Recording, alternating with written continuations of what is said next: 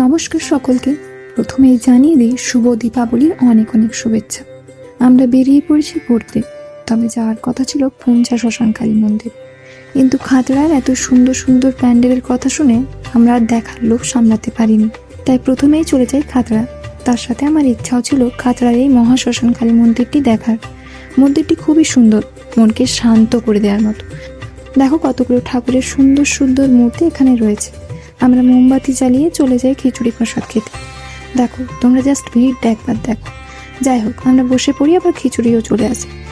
খাওয়া হয়ে যাওয়ার পর আমরা চলে যাই ছোটা ভীমের প্যান্ডেলটিতে। আচ্ছা, ছোটা ভীম কার্টুনটি কার কার পছন্দের কমেন্ট করে জানাও। এরপর খাতড়ার সিনেমা হল থিমের প্যান্ডেলটি দেখতে যাই।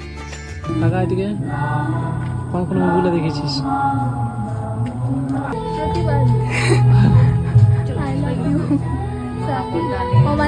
দেখেছি। এদিকে বরফির দেখেছি।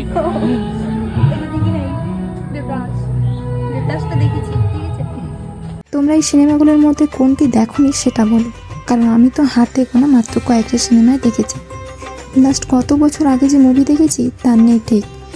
আসলে ওই 3-4 ঘন্টা ধরে মুভি দেখার ধৈর্য আমার মধ্যে নেই। আর এই যে প্যান্ডেলটা দেখো, পুরো টিন দিয়ে তৈরি করা হয়েছে। ভিতরে রয়েছে নারী নির্যাতনের চিত্র, এছাড়া পস্কো আইন সম্পর্কে সচেতনতার বার্তা। এরপর আরও কয়েকটা মন্দিরে যাওয়ার পর মোটামুটি কমপ্লিট আমাদের ঘোরাঘুরি। তোমাদের কেমন লাগলো কমেন্ট করে জানিও।